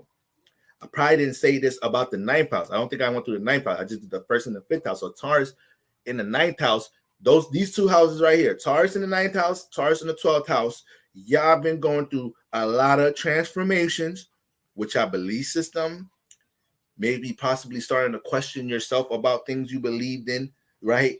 Having doubts about things that you believed in, seeing how the things you believed in affect your reality. Be careful not putting too much significance on a circumstance that happened in your reality. You gotta be careful not doing that too much. You know, learn to be open to what something meant. If your intuition is not strong on what that lesson was about, what something meant, you're not in the space to learn what you were supposed to learn. You know, you got to be patient, understanding to let that come to you. But you know, Taurus in the 12th house, a whole lot of changes with the belief system here.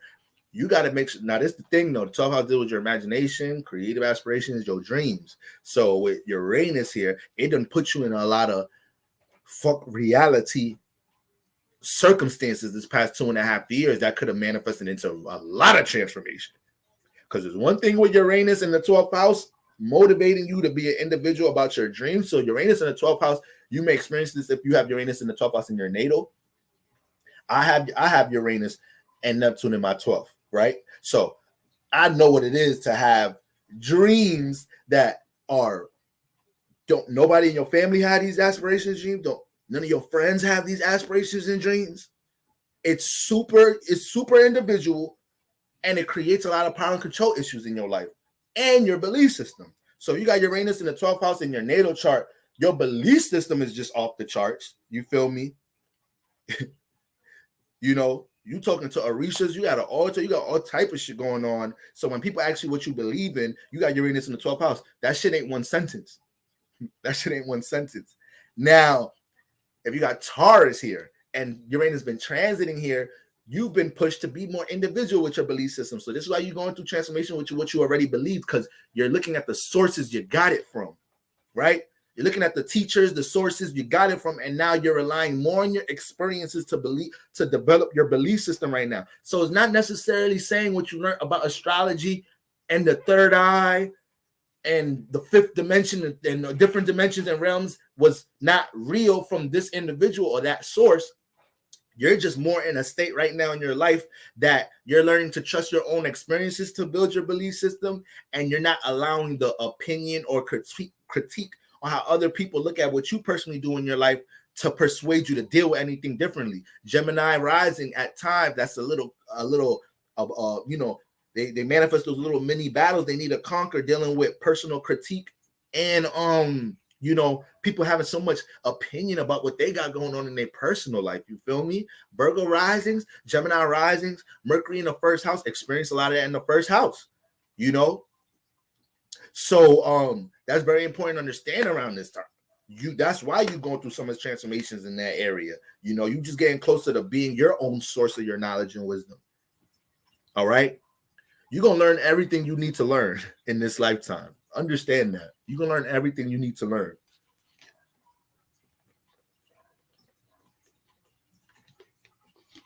You may be looking at somebody else like they're going through this, that, and the third. Damn, that's a shitty life, this, and the third.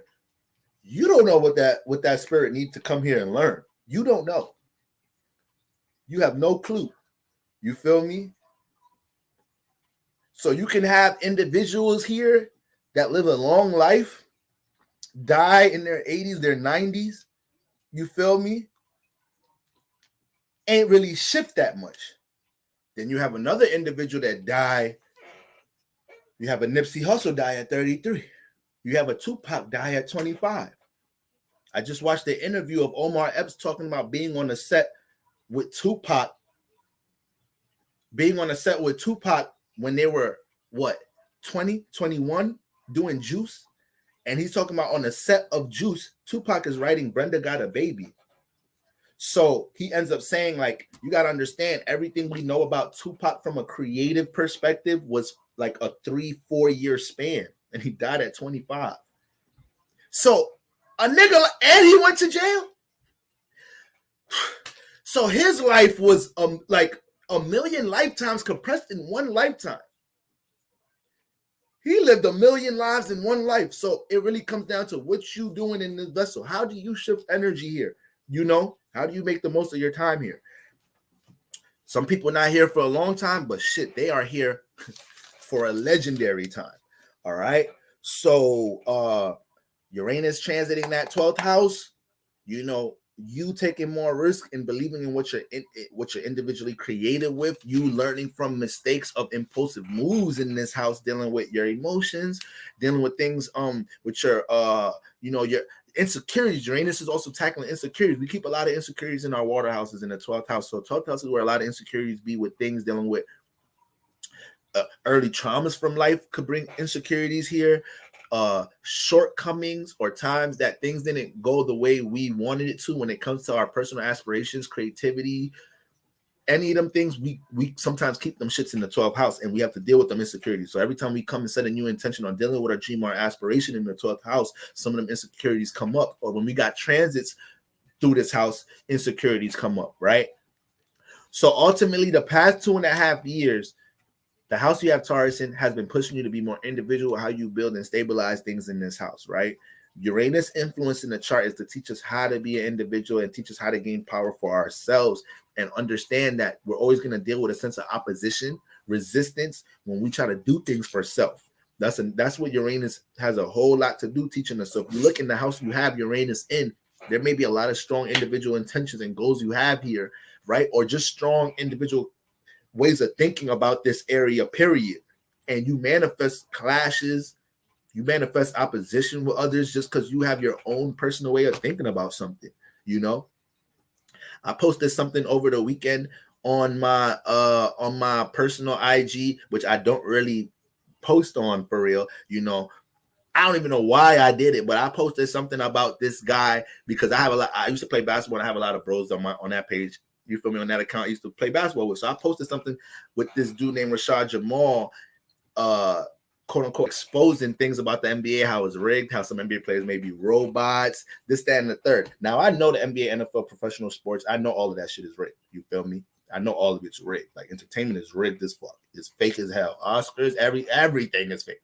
But I had people ask me if I'm good, ask me if I'm okay. Like, I'm like, what? Like, and I forgot, like, this is why I don't post on this account. This is why I don't post here. It's too much fluoride energy over here. This is why I made another platform to manifest tribe, manifest other individuals that's into the shit I'm into that connect with me on my type timing. And sometimes you got to learn how to make that space for yourself in y'all lives. You know, sometimes some of y'all trying to include too much people into the things that y'all believe in and think about. So that was just a reminder for me, like, damn, I really can't post conscious shit on this page because I'll deal with so much unnecessary friction, so much unnecessary thoughts, and I feel it. I feel people that know me thinking about me in a negative light, like, oh my God, that astrology shit really got him going crazy nowadays. This and this, that, and the third, the spiritual shit. And I'm just like, damn, in this world, you really have to, you really got to appreciate, people that accept you for you, bro. Real shit. You really got to appreciate that shit, especially when you're a part of this type of community. But you got to be able to understand what's going on. You got to also understand not to blame people or condemn people. Everybody's on their own journey, their different path, right? You got to understand that too. All right. So, about to have 3 planets in the house that you got Taurus in, y'all. It's time to get some money. It's time to stabilize and see how to make money more effectively. All right. How do you deflect them? I don't. Just let them think what they want. Let them think what they want, man. Can't force people to think and feel a certain way. People gonna think and feel the way they do. All you could do is control how much you care about what people think about you. So I'm letting y'all know what I realized. I didn't give a fuck, though. I'm just letting y'all know. As far as my emotions, I didn't give a fuck. I didn't give a fuck. I wasn't hurt. Nothing. It's just been a minute since I posted anything close to something being enlightening, mind stimulating, or out the box. And it just reminds me. I'm like, damn. This is why. That's why we have so much sheep in the world. It's why we got so much sheep in the world, because the minute one motherfucker says, hey, y'all see this bullshit?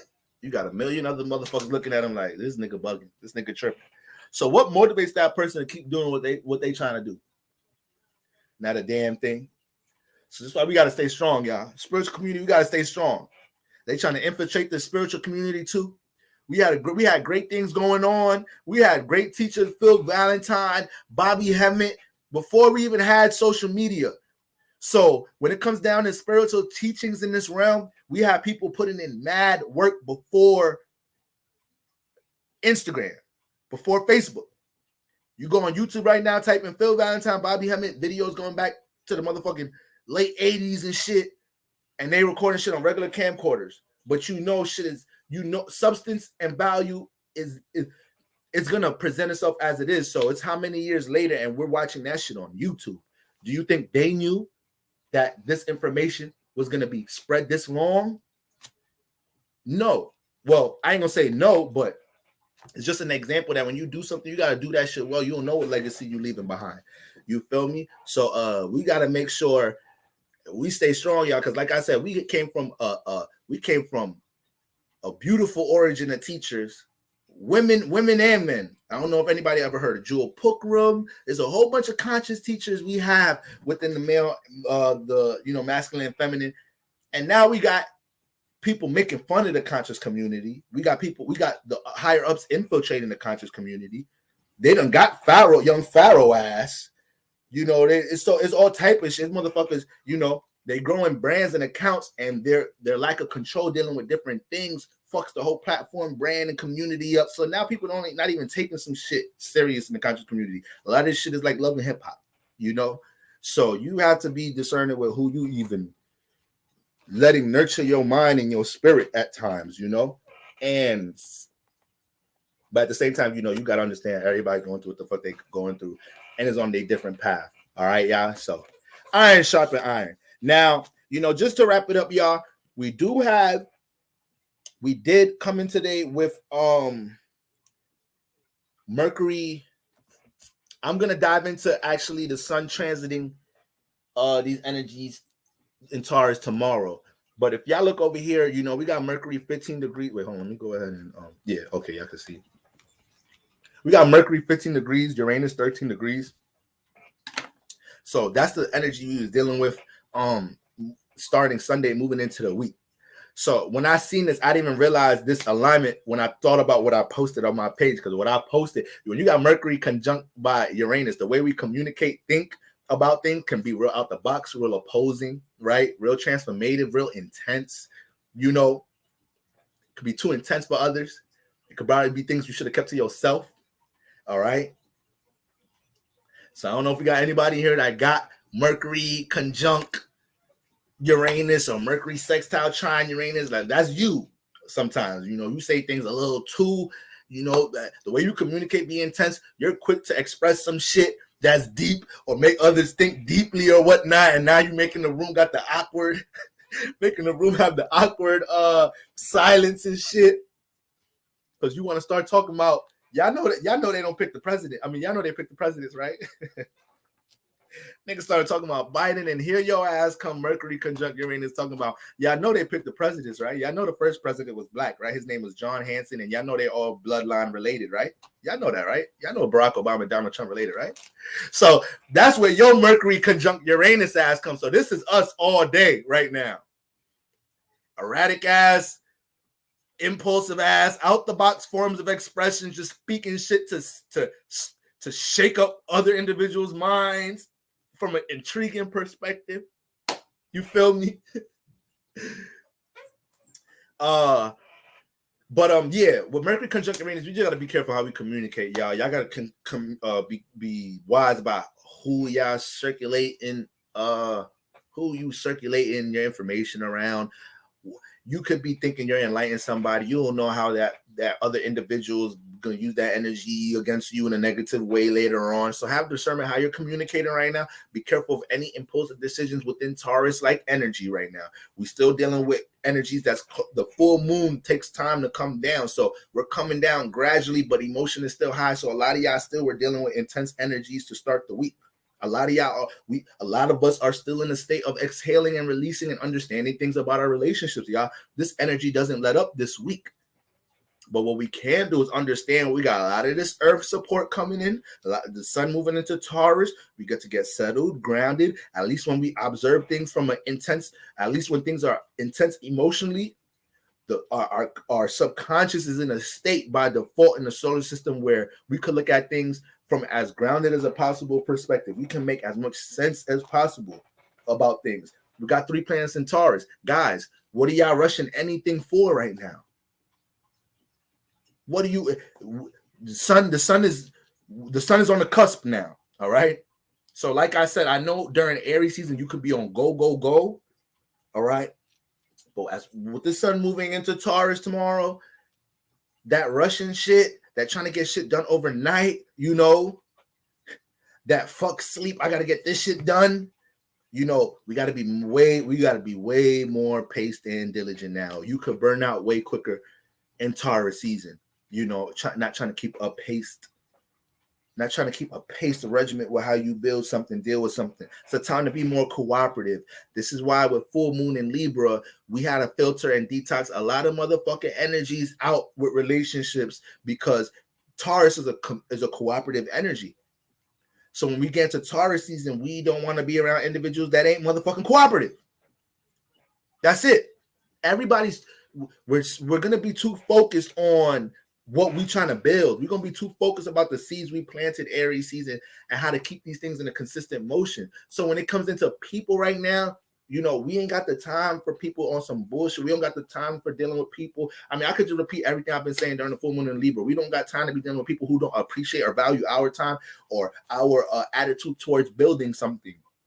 So if you're in a fucking relationship, your partner know damn well you've been studying your ass up to pass this MCAT test or whatever. You got to be a doctor, some shit, whatever. And they don't have the fucking understanding to know you dealing with some mood shifts or whatnot, or you a little stressed out or frustrated, you feel me, or off edge because you've been losing sleep. You studying for this test. This is something you really value, and you trying to bring this shit into fruition.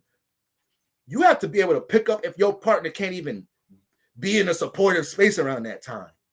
If you can't even realize your partner not understanding you stressed out, your partner can't even come through like, yo, you need something to stand the third. I don't know shit about motherfucking doctors and shit. I don't know shit about what the fuck you studying, but shit, when you need a neck massage, you good? You good? Your toes? How the big toe doing? How that little corn doing right there? His eye is getting softer in there? All right. Let me know when you're done. Go ahead, get some oil, loosen that joint up. Get right up in there like I did last night. You feel me? So, guys, it's so hard to keep things in a focused, concentrated motion, right? Or it's hard to focus on the things you value in your life, or the house we have Taurus in, right? It's hard to deal with that if we got people in our life that's so unappreciative of us, of what we bring, what we give, what we support, inconsiderate of our time. You feel me? So let's take these last.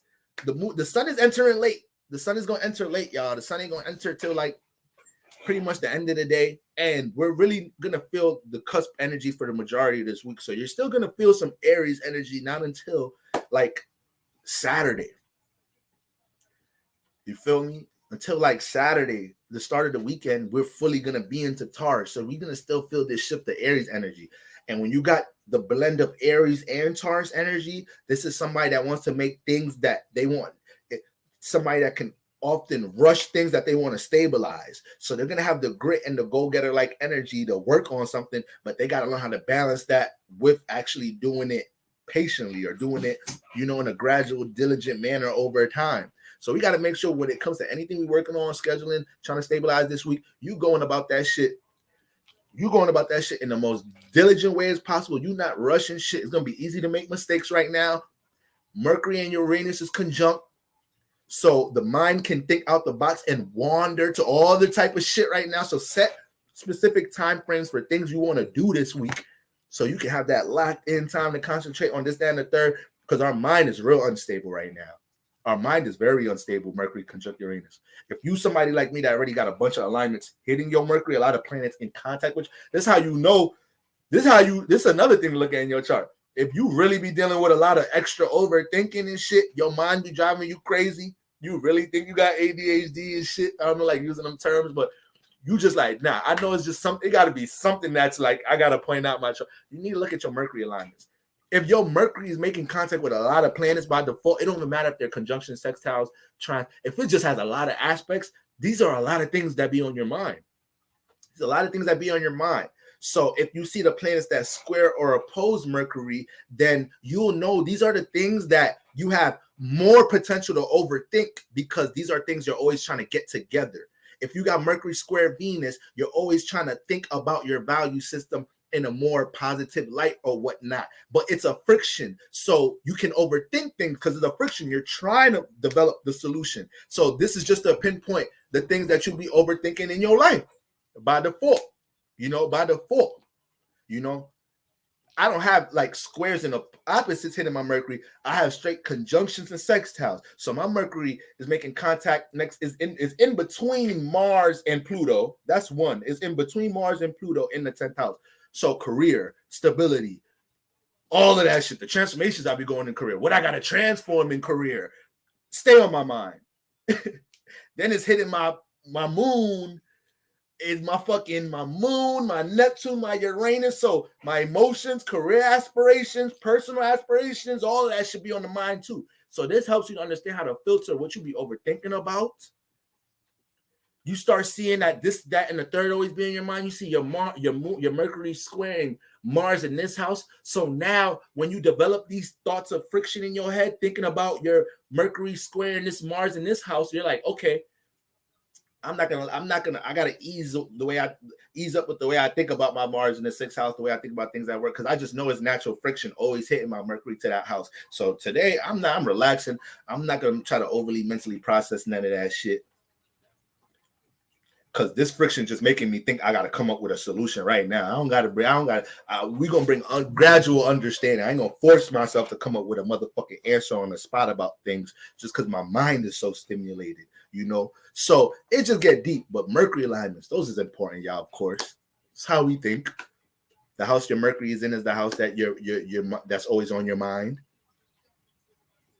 The sign your Mercury in influence how you communicate, right?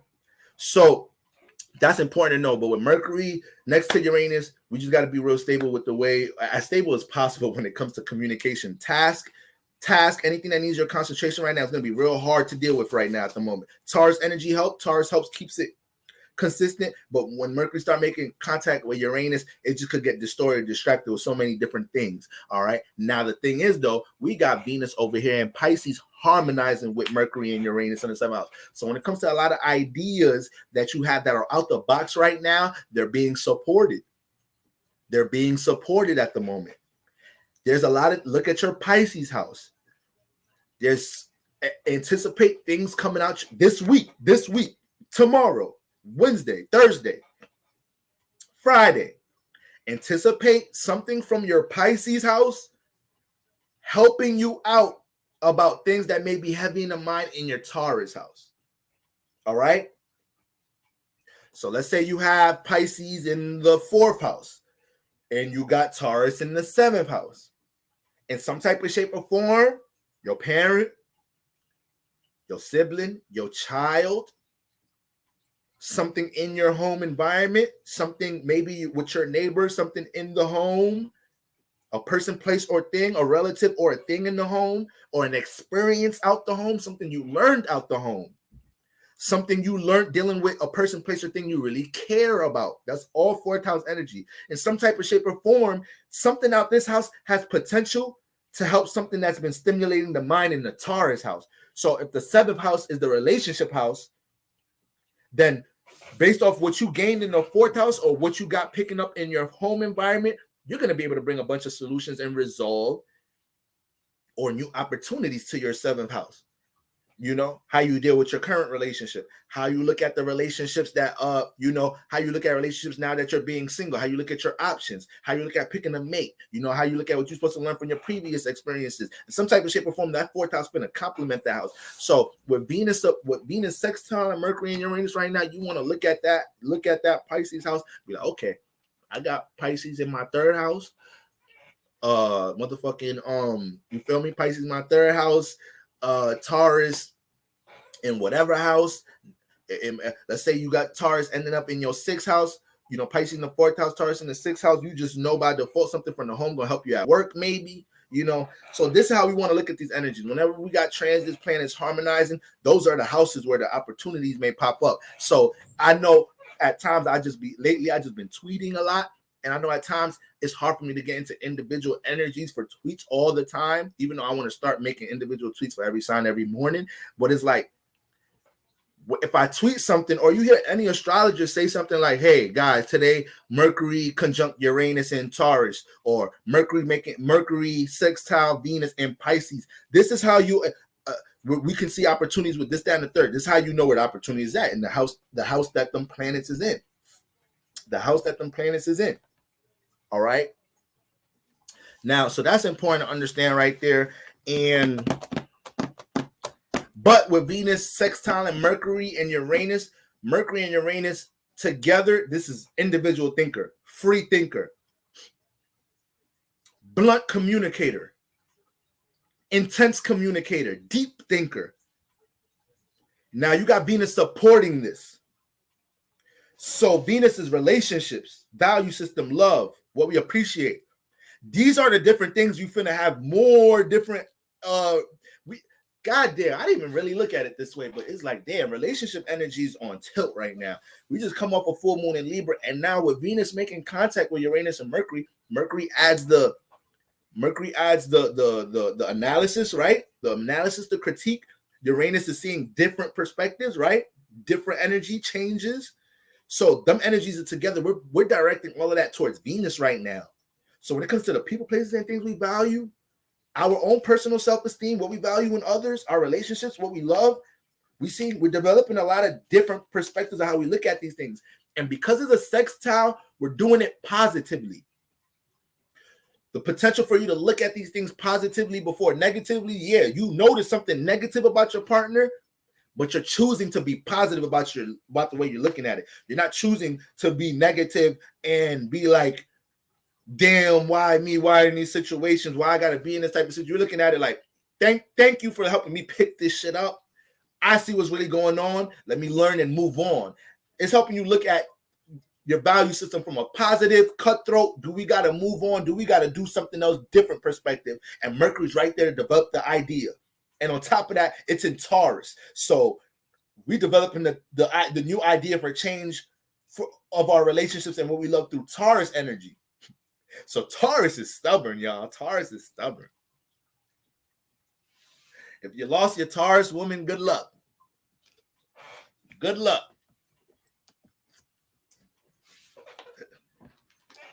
Because shit, her passion, it keeps blanking. A Taurus individual, it don't even have to condense it to the woman. A Taurus individual, when they start connecting, they want to be in some shit long term. Like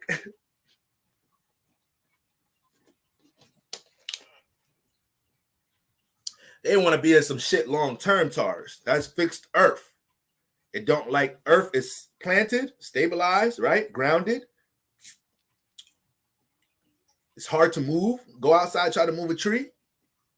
Good luck, right? Go outside, try to move a brick in your house.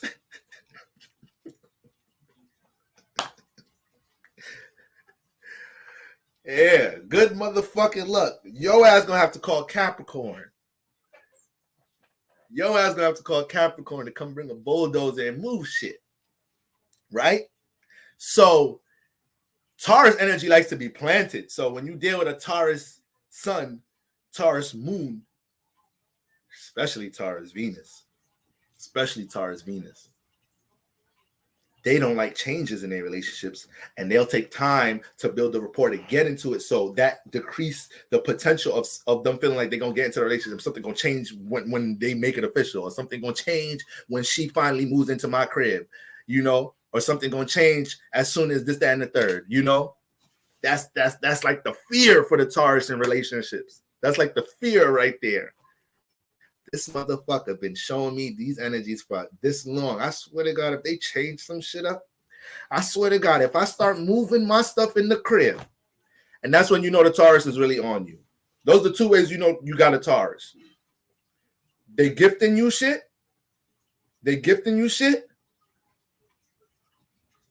You feel me?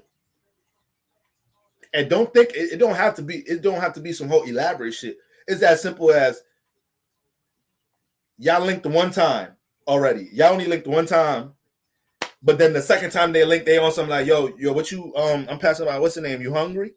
Oh, Taurus is on you. Taurus trying to show their appreciation.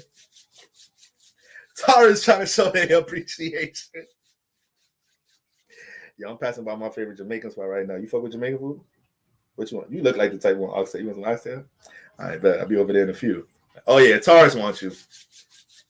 They bringing food over. It's over. They coming in the house talking about, oh, I saw this in Walmart. I know your bathroom needed a makeup, so I just got here's a new fucking bath curtains, motherfucking new bath shelf, new products in the bathroom. Oh yeah, Taurus on you. They just did a makeover for your bathroom. They just bought 3 new things for your bathroom. Oh yeah, it's over. They trying to show you they're trying to move into the buildup. Like they're trying to show you this is their way. They may not have the communication with you and say, look, you know, you're the only person I've been dating, and I just feel like, you know, they may not do that, but you gotta peep that right there. You gotta peep how the Venus and Earth energy come together, you know, how the support and the resources come together. Hey, I know you always on live, this, that, and the third. Here's this like new phone stand, because I know you be going on live. You be going on live YouTube, IG. Like, so here, this is the stand for your phone here, and your stand for your other phone for YouTube. Like, here you go. All right, I'm leaving. Taurus on you. Taurus on you. You feel me? That's how you know. You know? And when they start moving shit in your crib. When they start leaving shit around, basically. When they start leaving shit around, they leave a shower cap in your crib. Or if it's a nigga Taurus, is a guy, we come in the crib, we fuck around, leave some shit in there, we leave a little. You don't drink liquor. But we came to your house with a bottle of liquor. But you don't drink, though. We're going to leave that bitch there, though. We're going to leave that bitch there. Like, yeah, I don't need to take that with me. Yeah, I'm going to just get it next time. That's how you set up the next day. You leave some shit there. You think motherfuckers be slick. All right? So that's how you know Taurus energy, man. That's how you know Taurus energy right there. May not have the words for it. Hopefully, maybe they got some air placements or something. You know? Look at Tekashi 6ix9ine. Look at him. Taurus. What does he exaggerate? If you go on his Instagram right now, what does he exaggerate in his Instagram? Materialism. Got these all the mirrors, got all these chains, whips. Let's count this money. It's the materialism. You feel me? It's the materialism. Listen to Taurus music. Listen to their music. Listen to what Taurus talk about in their music. They're going to talk about real life shit. They're going to talk about things in society, what's going on in the physical realm. They're going to talk about getting to the bag a lot of times, or things that may influence you to help you get to the bag. Deal with your self-esteem. We all make fun of Meek Mill for what? That nigga get anybody hype. That nigga was screaming on records for 10 years before he made one song not screaming. But that nigga gonna get your self-esteem going though. That nigga gonna talk about bag talk. He gonna talk about bag talk. If you want to hear some bag talk, then it's some self-esteem talk. I remember when I ain't have it, had to get it out the trenches, this, that, and the third. This how society is set up, but we still got it up out the mud. Go listen to some Taurus energies. All right. Go holla at me. Go holla at him. All right. So Taurus music gonna dive you into bag music, or it may have a real extra Venus influence to it, you know. So something probably sensual, something calming, something erotic sounding almost, like something smooth as a bitch. Oh, it's gonna be straight to that bag talk, you feel me? But